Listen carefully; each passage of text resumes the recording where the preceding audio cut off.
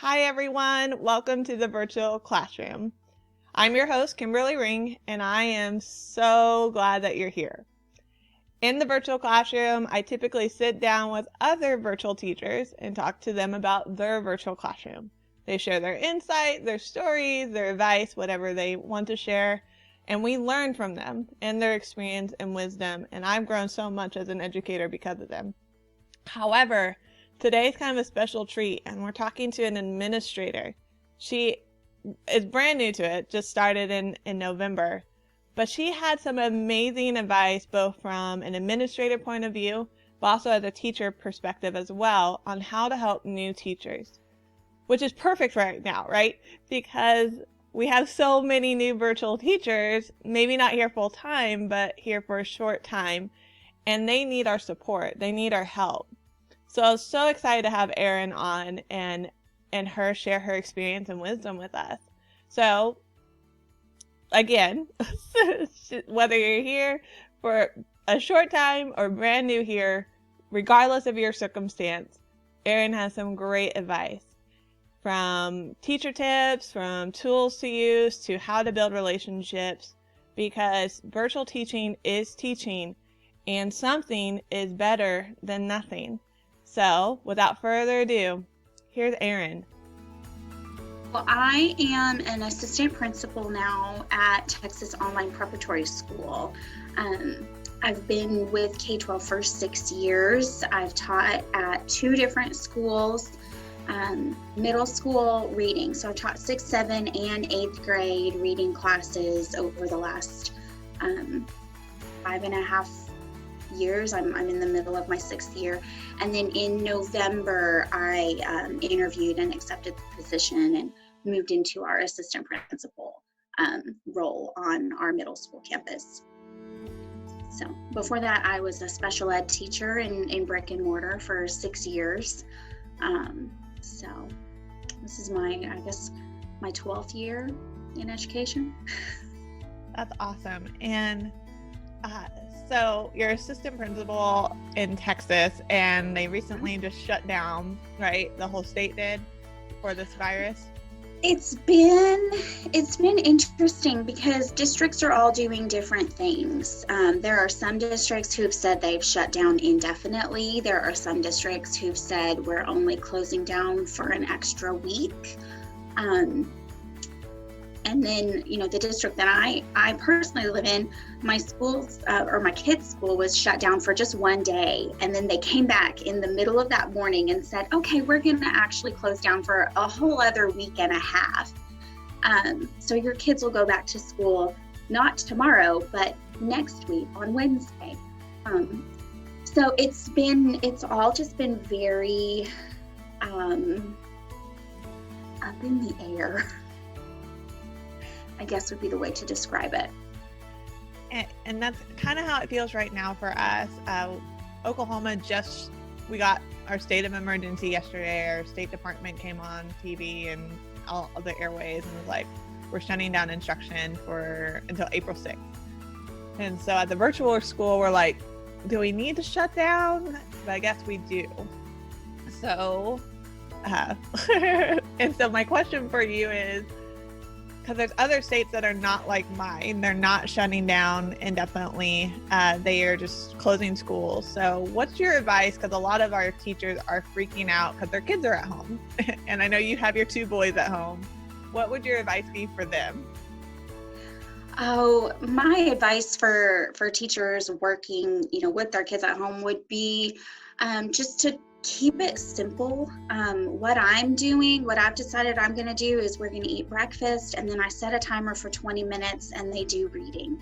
And then they can spend the rest of the morning doing whatever they want to do, playing outside if the weather is nice, playing in the playroom. They love to build with Legos. And then at lunchtime, we are going to eat lunch and then do another 20 minutes of math or reading. That's kind of my focus. We're not on spring break anymore, so we're still going to do some school, but I'm not going to try to do the whole day because I'm working as well, and I just can't. So just to keep it simple, to give them some kind of easy routine, And, there's lots of great games on the iPad. My youngest was just playing Teach Your Monster to Read, which is free. And so that's what he asked to play. And he complained up and down. He didn't want to do it. As soon as he got started, I hit the 20 minutes and he went more like 45. So once he got started, he didn't want to stop. So, he's spent a good deal of time reading this morning, and now he's going to get to just hopefully go outside. It's a little cloudy, but we're hopefully going to get some scooters or something to have some outside active time close to our house where I know it's safe. So just keep it simple. Don't try to do something over the top. It takes weeks, months even, for a teacher to set a schedule and a routine in their classroom and for everybody to get used to it. And this is not that kind of situation. This is hopefully temporary. So keep it easy on you, easy on your kids to get used to. Here's what we're going to do. We're going to stop and do a little bit of school, and then you can keep playing. And what about if those teachers who are still having to teach? I know I don't have to, and I'm a little excited about that, but because I do have my little 5-year-old at home. I think I bought myself an hour, but if I still had to teach, if I still had this expectation to teach my normal 8 classes a day, how should I feel? What should I do if he comes running in and be like, Mom, my iPad's not working? How should I handle that? And what should my expectations be on myself? Should I feel too bad about that? What would your advice be for those teachers? My advice would be just give yourself grace in that, and our families too. I think a lot of our families understand that just like their lives have been disrupted, so have ours. And so just being upfront with your students and saying, hey, I've got these kids home with me now. You've got extra people in your house. I've got extra people in my house. And so this may happen. And if it happens, we'll just keep moving on. It's not anything to feel badly about in a time like this when everything is so just out of the norm. And so just kind of creating that new normal, for kids, we can put a movie on, we can put a game on the iPad. There's lots of free games. Khan Academy has great games for kids. So, downloading something new that maybe they haven't played before that would keep their attention a little bit better. A movie on the TV, something that will hold their attention so that maybe you can get through that class, but also knowing that, kids poke their head in the door and ask to go outside and play on the trampoline while you're trying to talk to somebody in class. Things like that are going to happen. So just have that grace, ask for that grace from your students, and give that grace to your students as well when they are interrupted by the extra people that are in their class. I think it really helps to develop that empathy, to be able to connect and give that to our students as well. That was my plan. If we didn't just shut down as a state, if I still had to teach, my plan was just bring your brother and sister in. I'm happy to teach them too. Exactly. That's what I was gonna be like. But also, that's kind of what I tell my mentees. I am kind of you know what, these kids are at home, that's just part of our culture. They're obviously at home with their kids. I'm always hearing babies crying in the background and little brothers and sisters talking in the background too. So they're not gonna mind if my son's home. In fact, whenever he is home and from being sick or something, those are their favorite days. He always comes up to Mike and be like, hi everybody, or sits on my lap because he's sick and needs mama cuddles, but I have to. Those are their favorite days. So I'm glad that I wanted to hear from you because you're an assistant principal. I'm just a teacher. I'm not just a teacher, but you have a little more authority than me. So I'm happy to hear that about that. Great. The kids do love it. The students do love it. And, it's often hard to connect with them through a computer screen. And that's just one of those things that really makes us more more of a person. And obviously we don't want that happening every single day in every single class. But, you know, periodically, and especially now, that's not anything that I'm going to get upset about with my teachers. It's going to happen. You know, my kids are going to interrupt my meetings with my teachers. It's going to happen right now. So we just all need to just kind of have that understanding and give that grace to each other that, you know, this is an unusual time, and unusual things are going to happen. We just have to roll with it. So also thinking about this, because the virus isn't going to be forever, but this is a great conversation just for new teachers who are coming into our world and they have kids at home. Like one of my teachers, my co-teachers, has a 3-year-old son, and he's with her all day long. And they've somehow built in an expectation somehow, even though he's 3.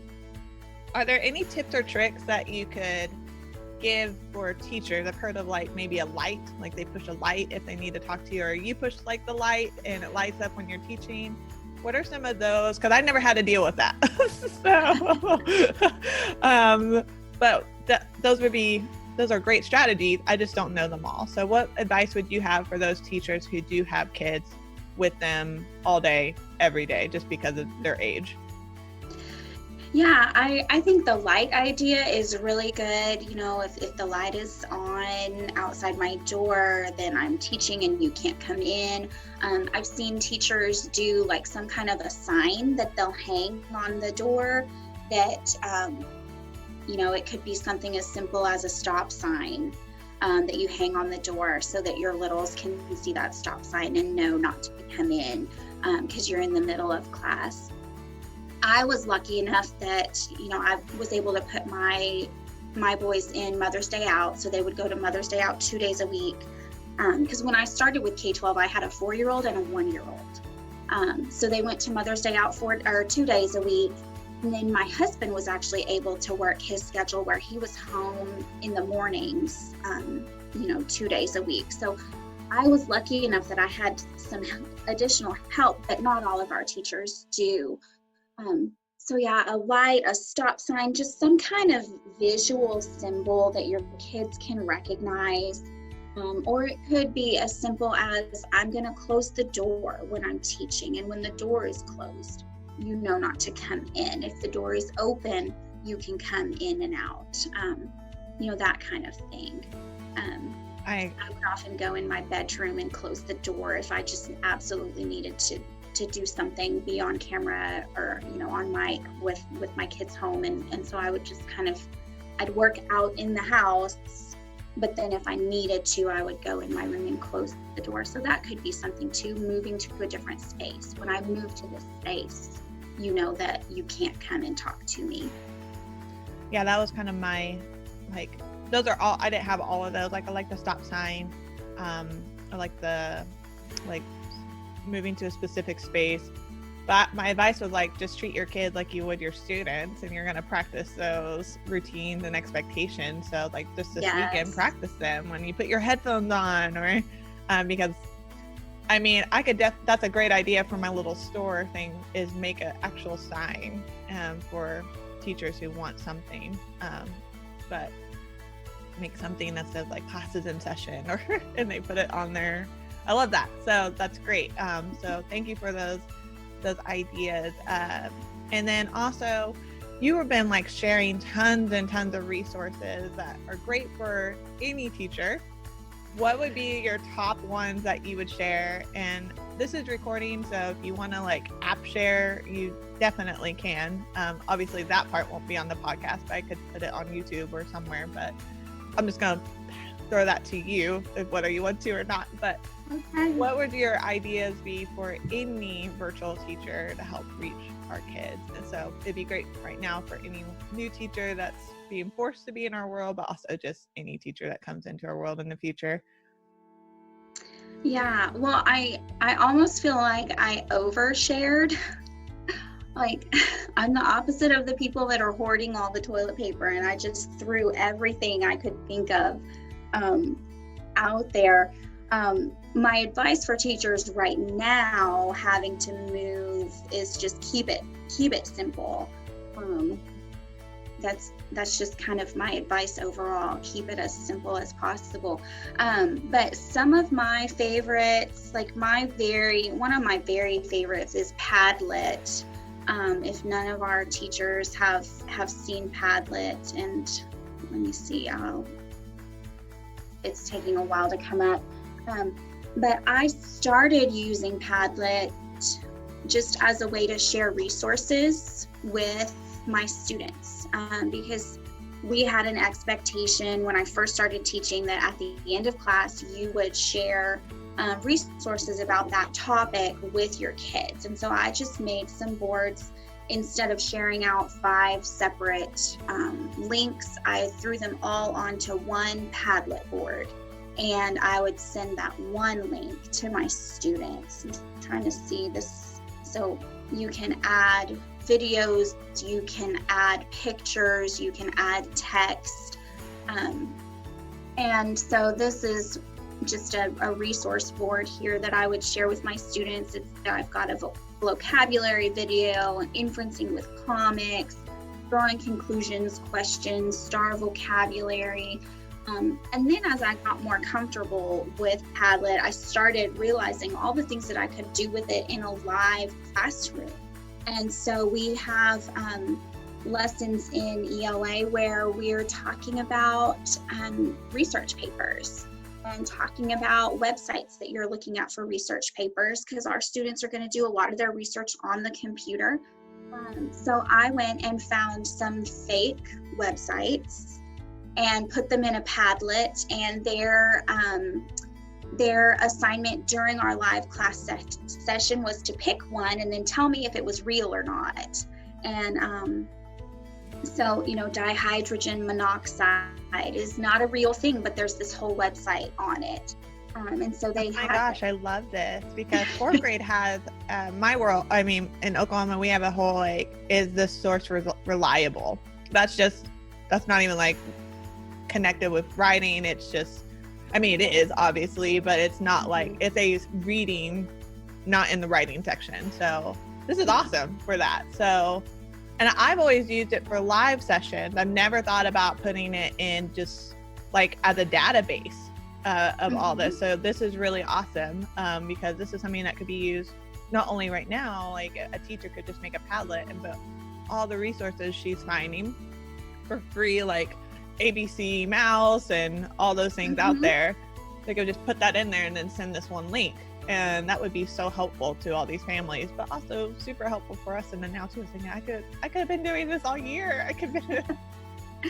Yeah, this would be a great one for a teacher, just to send resources to their students all in one spot.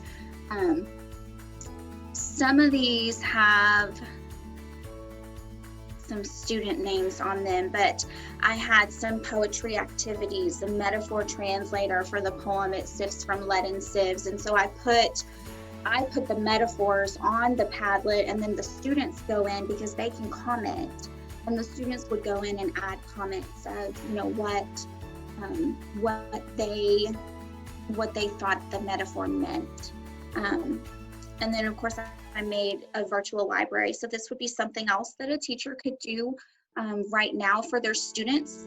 And this is rather large, so it may take a while to load, but I just went through and added all links to all kinds of books that were already out there on the internet. These were books that at one time they were choice. Yeah, there's a traffic jam, it's over capacity. They were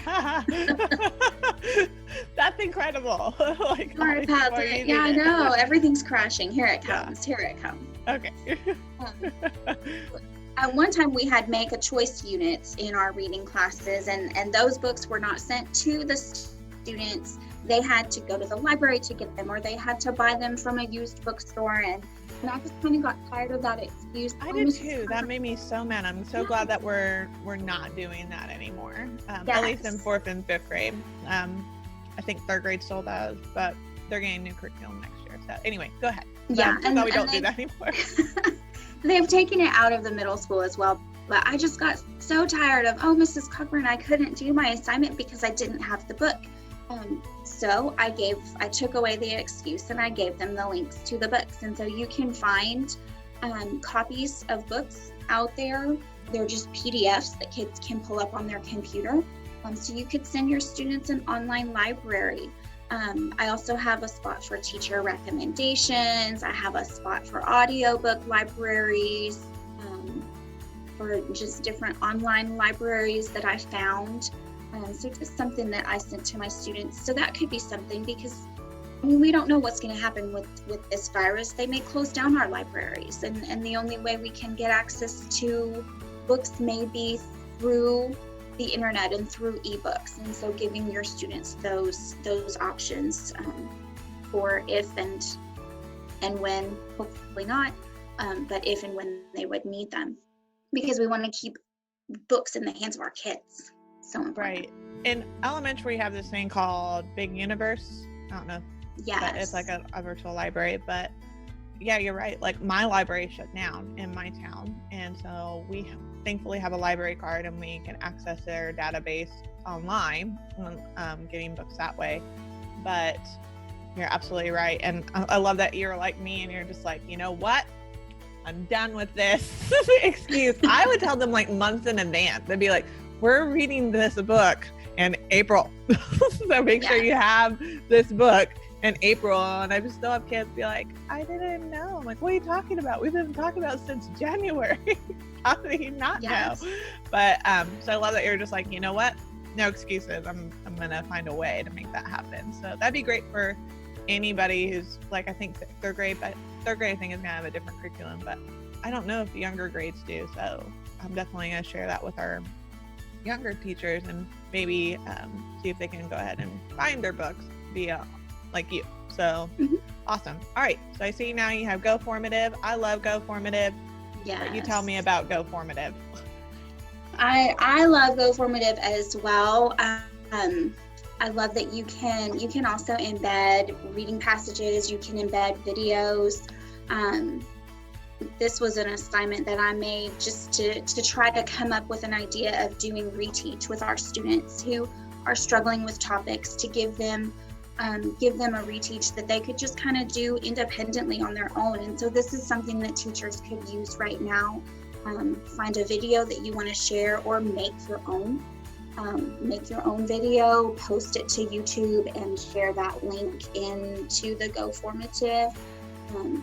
So they can watch that video from you. It would be almost like a flipped classroom. You know, they would watch the video, they can answer a few questions, it will grade the questions for you. You can add multiple choice, you can add short answer, you can add long essays. What I love about GoFormative is that if you're wanting your students to write for you and you want to see what they're writing, you can actually watch them type in live time. So this would be something great for teachers that, especially writing teachers that are moving online. You could still watch your students write in front of you, just like you would in your regular classroom. So that's another great and easy and free resource. I also have been recommending this for math because you can, I think there's a show your work option on here as well. And so I told them you could take a little snippet of whatever worksheet you want them to use and then put that as a background and watch them work out the problems on there. So, but yeah, I love GoFormative, but I've never thought about using it as like a reteach. So I've been thinking of it like as just like a lesson that they could work through kind of right now, but I could still use this as something like an additional practice, like I could make homework, if you will, for them. So I don't know why that didn't just click until just now. I needed you to say it, because I was still saying it. I was still saying like, you could do this, you can, but I never thought that I could use this in that respect. So that's awesome. All right, tell me more. Oh, I've pulled up my Instagram to see what exactly did I share, because I shared so much I can't remember. But Wakelet is a new one. This one's newer, and I haven't really done a lot with it except just kind of read their emails. They do some different webinars where they show you how to use it and what you can do with it. But they actually have right now, they've put out some distance learning resources that you can use. But this is just, you can create a collection, you can create a board, you can embed videos, website links, you can embed even from Twitter if there's a conversation you want to start with your students. That would be more for middle and high school really than elementary teachers. But this is another one where you can kind of create a lesson for your students to go through in this Wakelet board, this collection. You can create tutorials for your students. There's just some really great stuff on Wakelet. I haven't personally used it with my students because I learned about it this year. I mean, it's really new. And I only taught for a couple of months at the beginning of the year. But this is another really great one, also free. And they've said in their webinars they plan to keep it free. They don't plan to put any kind of payment option on it ever. That would be great for teachers planning kind of that online options for this time. I like the way that it looks. I like the way that it looks different than Padlet. It looks something like Padlet, but it also looks like something almost like an online resource, if you will. So I'm trying like a newspaper, and in that sense, it's just kind of, it almost looks like GoFormative and Padlet putting it together. Yes. So I guess that's the best. Yes. So, but I think my kids would like to look at this although I love Padlet, it's just there's some things that are kind of confusing, like there's little plus signs everywhere. Like, do I push my kids were always tempted to push the plus sign. Like, don't push the plus sign. Don't push it.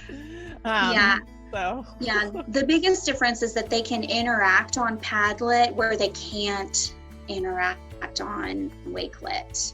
Okay. That's good. But this is just a tutorial on how to create tutorials using Wakelet. But it does. It's got a really nice streamlined look to it. It just looks, and the webinars, I mean, you just click and add. It's very simple to add to it, and then it just looks very nice once it's put together. This would be another one teachers could use to send resources to their families, and it would be, in a very nice presentation. Yeah, it's clean. I guess is another word I could have used. Mm-hmm. It's just clean looking. So yeah, it would just be kind of more direct. For they can't mess it up. Is what I'm trying to say. So, but yeah, I love that. So this is awesome. I could see myself putting like notes in here. I could see myself using this as a bunch of different kind of resources, whether it be like this is where you can find some books, or this is some resources and videos for multiplication, division. There's lots of things I could see myself using this for. So parent newsletters. Awesome.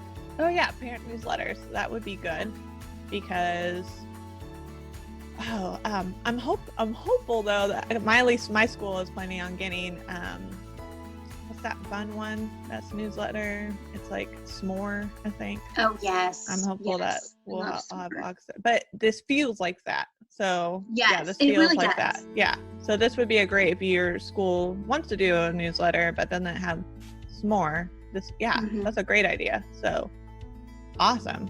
All right. Any other resources that you think new teachers, regardless of whether this virus is in the future when people are listening to it, but just in general, new teachers to our world, resources that they should just absolutely try once they get here? Oh, FlipGrid. FlipGrid, amazing. It is. I need some inspiration for FlipGrid. I've talked about it I've used it with my kids. I tell them I've only used it like one way though. It was for math, and I wanted them to show me the multiplication facts. They either had to like sing the song that I showed them or make some sort of other project that they didn't want to sing, like make different arrays. But what are some other ways that I'm not thinking about that we could be using FlipGrid? So in my reading class, I would use FlipGrid almost as a warm up. I'd have a question for the students, and then they would go into the FlipGrid and answer the question, and they could see, how they could hear their classmates and see their faces and how they responded. And it was crazy questions. What's your favorite movie? What did you do over the weekend? Would you want to be a hero or a villain? Just fun ways to build that community with our students. We've also used it for minute book reports, and the students would read a book and then they would go to the FlipGrid for the month and they would do just a really short 1-minute book report on what they read to share about it with their classmates. And then we've even done drawings from those. And so they would, we would put everybody's name in a hat that participated, draw a name, and they would get some kind of prize in the mail for participating and sharing books with each other. Our PE teacher uses it whenever they're talking about, different exercises. She'll have a FlipGrid that the students can go on and they can video themselves doing particular stretches or doing particular exercises, so that she can see that they're participating in their PE class. There's just so many fun ways to use FlipGrid. It's free for teachers. It's a really great social learning platform to put those topics out there for your kids and get some responses in a new and different way. They can share their stories, they can share their work, they can send pictures of art they're doing for art class through FlipGrid. Teachers can actually make books out of their FlipGrid boards at the end of the year, like a portfolio for their students. So it's just, there's lots of really neat that you can do. It's, great discussion. I love short.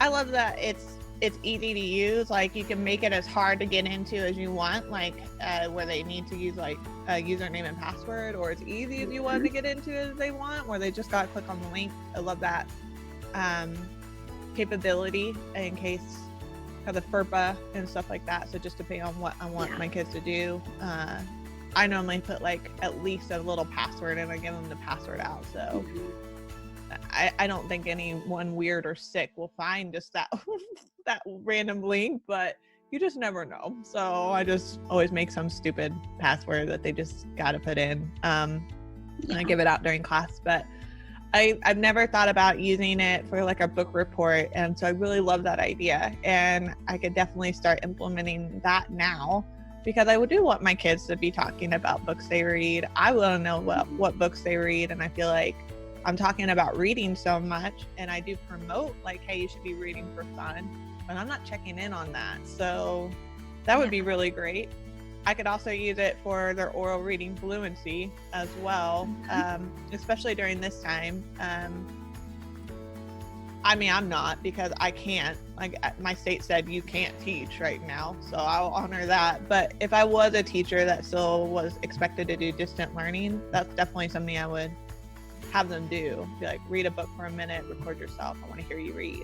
And so that's great. And they could also watch their own video back, and so watch and see, what was I struggling with, did I have good oral reading fluency? I can make a whole rubric to go with it. So my brain is just spinning right now. I love this idea. So thank you for just letting me spill that out. But I love this, and I love just also the non-academic side that you mentioned, and allow our kids to make those social connections, because you're right, in our world that's hard to it's hard to facilitate that, but this would definitely make that easier for us and to build those connections with our kids, not only with just us, but with each other. So I keep saying I'm looking forward to New Row next year where they can actually see each other more, but I could have been doing that now with FlipGrid. So sorry, what were you about to say? Oh, I was just gonna say, the kids love too that there's an app for it, and so they can use their phones. And especially right now when there's lots of extra people possibly at home trying to share devices, trying to share, internet, they could do something through FlipGrid on a phone and while someone else is, on the computer working. So just kind of something to make it a little easier on our kids and families, not having to do every single thing on a desktop or a laptop, giving them options of different devices that they could use while they're having to work, away from their normal environment. Absolutely. And I also love that there's fun filters with it as well. Our kids love that. I know I love that. I use Manycam for my live sessions, and they love when I put a filter on my face. And so they're like, we want Steve from Minecraft. And they're like, all right, if you answer this question right, I'll put Steve on my face. So, and they just think that's the coolest thing. So this would definitely give them that. They wish that they could do that. They wish that they could, and that's something I'm going to probably promote next year, since with New Row, they're all going to be on cameras. We do like a filter Friday and teach them how to do that. So, yeah, I love this. All right. So now I guess my next question is, just, you're an administrator. Our theme for this episode seems just to be new teachers in general. Is there anything else that we haven't talked about? We talked about kids being in the home. We've talked about resources to use. And now I guess thinking back of whenever I started, I felt like I was being put in front of sit here in front of this fire hose and let it just spray you down. So Yes. What advice do you have for those teachers who are just, because we all do. I've talked to new teachers who have never taught anywhere. This is their first year here, and they were not in a traditional school period, and they felt the same way. What advice would you be for them in handling that overwhelmness? And then also, just what should they be focusing on the most when they first start here? So I think my biggest piece of advice for new teachers to the virtual world is give yourself grace, because whether you are a first-year teacher or whether you are, a 10-year veteran, when you move to the virtual world, you become a first-year teacher again, because it's a completely different way of planning, of connecting, of teaching. It's everything is brand new. So give yourself grace, and keep things really simple. When I first started teaching, in Blackboard, we have the option to give the kids microphone, and you can have, microphone open to your whole class, and you can have the chat open to your whole class, and you can have the whiteboard tools open to your whole class. And when I first started, I kept everything very small, very controlled. I kept control of everything. For those first weeks and even months while I was learning and getting used to that. As I got used to it, I was able to kind of release that control in the classroom and give more to the students, because I knew that I could quickly take it back if I needed to.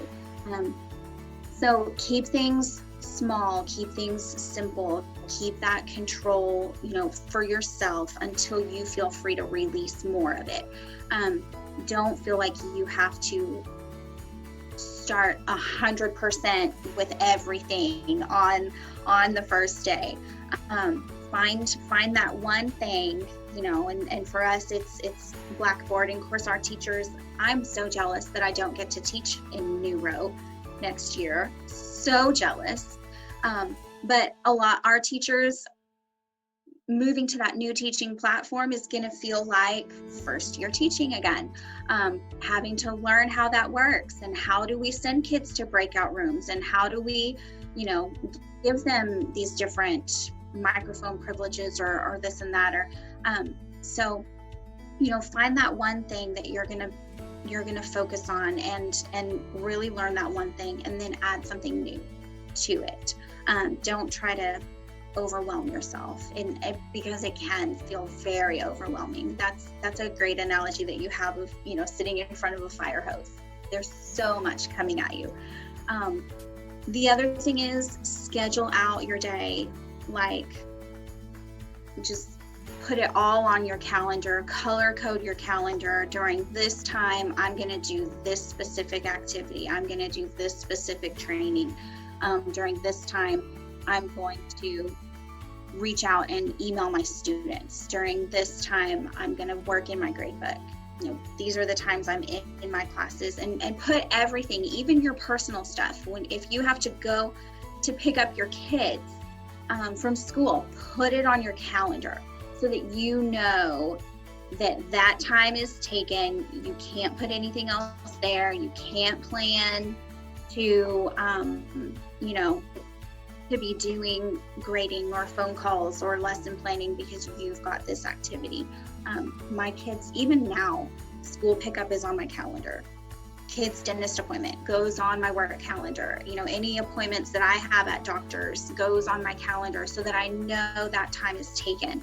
And that's the biggest thing is, coming into our environment, you're kind of, when you're working brick and mortar, you have a set schedule. I have these kids from this time to this time. I have PE at this time. I have lunch at this time. And in our environment, you're making your own schedule. And so really make that schedule, really build that for yourself. What time are you going to be grading? What time are you going to be reaching out to families? And put that on your calendar and build it for yourself. And that will help tremendously in getting all the things done. Also, just kind of knowing what's the big rock this week. It's the last week of the 6 weeks. I have to get my grading done. So I'm not going to spend as much time maybe reaching out and calling students, because I'm going to devote my time to my gradebook, and I have got to get my gradebook 100% finished. So just knowing that there's ebbs and flows to things, and being okay with changing up that schedule, just depending on what's the most important thing for me to get done this week. That's the thing I need to focus on. And if something else doesn't happen, it doesn't happen. It's okay. So that's kind of my big ones. And I love that. I love that you said that I really resonated with the schedule, because that's something that I do, but it's not something that anyone taught me to do. I just did it because that's just kind of who I am. But I could have been doing this with my mentees when I was a mentor teacher. I kind of took a step back because I had so many mentees, and they were still my mentees. They still are, even though they're veteran teachers now. I just needed a step back. I had too much on my plate, and I could go on. I also had some personal reasons, like my mother passed away, and I just needed to step back from some responsibilities. But that's something I could have been doing. Like maybe for the first week, we plan out their like the first day or whatever. I could have helped them plan out their day. We could have created some calendar invites together. I could have been on them, and then just release that kind of control and let them build it after that, and then just continue to send me their calendar invites to hold them accountable until they are like, what, I'm good. And that would have been super impactful, because I remember checking in with them and like, did you get this done? Did you get your training done? They're like, no, I lost track of time when I was doing this and that. And I'm like, I totally get that, but this is your big rock. We got to get this done. So having them create that schedule literally in their OLS, or not their OLS, but their Outlook, would have been so impactful for them to keep them on track, but also for me to keep them accountable. So like, I love that idea. And that's something I'm going to at least push out now. And I'm glad that, because even if we're not, even if I'm not doing that, maybe someone's listening to this who is a new teacher, and they'll start doing that for themselves, even if their mentor teacher is not. So thank you for sharing that, because that was something I didn't think about and was not told to really think about in that way. Like they're like, watch your time, watch this, but making a calendar invite would have been really powerful for myself. And so I love that. So knowing that we're coming up at the end of our time together, is there anything else that we didn't talk about that you think that we should be talking about? I just don't know the questions to ask. I would say my other passion really for our teachers is just relationships with each other, because we've got schools across 40 some odd states. Some of them are very small, but I'm in Texas. You can drive for 12 hours and still be in Texas. So we are very spread out. We have teachers that are literally in a different time zone than I am, and students as well. But so it's building those relationships, building that community with the other teachers that are in your school. And I love that we've got this great Instagram community started, and I have got, teachers, K-12 teachers on Instagram from Florida to Oregon and Oklahoma, and it's just really exciting to see that we're able to share with each other in that way. But just really being purposeful about finding that community, about talking with your team. We've been using Zoom this year to have lunch together. We've got a Facebook group for just our staff. Some of us have messenger groups that have been going. I'm in a messenger group that's been going for 5 years now, from when we first started teaching on the same team together. And the girls that I teach with, even though we live hundreds of miles apart, they've really become some of my best friends.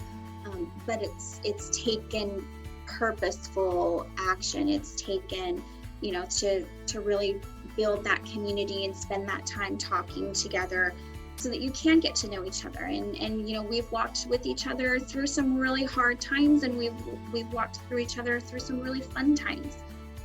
We had a treehouse slumber party the other year when one of our girls turned 40 last year. We had a treehouse slumber party for her, and we came all together and spent the weekend. That is so cool. Yeah, so just know that if you're moving into a virtual environment, you're not alone. You've got great teachers around you, and just really thinking of creative ways to bring those teachers in and build those relationships so that you don't feel so alone. Yeah, so what would be, so you've hit on some really awesome things. What would be the biggest step, like the biggest impactful step to take to foster those relationships in a virtual world? Because I am totally outgoing. I don't know a stranger. It's not hard for me to make friends. It's not hard for me to push myself onto people, and I feel zero guilt about it because I love people. But sometimes teachers who come here are so introverted. They want relationships, but they are really introverted. So how can they take those steps to foster a really strong relationship with their team? What are those creative ways? You talked about, but a Facebook message. Anyway, just could you elaborate a little bit more on those things and how we could get those things started? Yeah, so one of our girls just took the initiative to create a messenger chain through Facebook Messenger. So, I mean, that's a great tool because we communicate a lot in GIFs, and we have whole conversations where there's no words, there's just pictures. But so you've got really fun ways to communicate in that way. There's also like some video, like a video walkie-talkie kind of system where Marco Polo, I think? Yes, Marco Polo. Yeah. Yeah, so that's a really fun one too. You can Marco Polo with your teaching team, and that one's neat because you can see, you can see faces when you're talking back and forth. That one's really fun. And then of course, Facebook groups, Instagram, and then just spending that time. Like I'm trying to start up a teacher's lounge, because a brick and mortar school has a teacher's lounge, so why can't we? So I've got my Zoom room open one day a week for a teacher's lounge, and I have a couple teachers that'll come in at lunchtime, and we can just sit and snack on our lunch and chat. So, you know, especially for administrators out there who are, you know, running our schools, create that for your teachers. Or maybe have your lead teachers create that for their teams, their grade level teams or their content teams, where we can just take 30 minutes out of our week and sit and face-to-face through Zoom, just chat and decompress, and it can be our version of a teacher's lounge. I love that. That's something that I created a group literally called the Virtual Teacher Lounge, but it hasn't really taken off yet. Like I hope it will eventually, but I love that. I love the 30-minute Zoom idea. I love that. My issue is that we all take our lunches at different times. Not my team, but like the school does. Like one team actually takes the lunch during lunchtime, whereas the rest of us take it like from 4 to 5. So that way we can be at home with our kids. But we do have like a day a week where we don't teach live. For most of us, that's Wednesday. So that's something I could do on a Wednesday.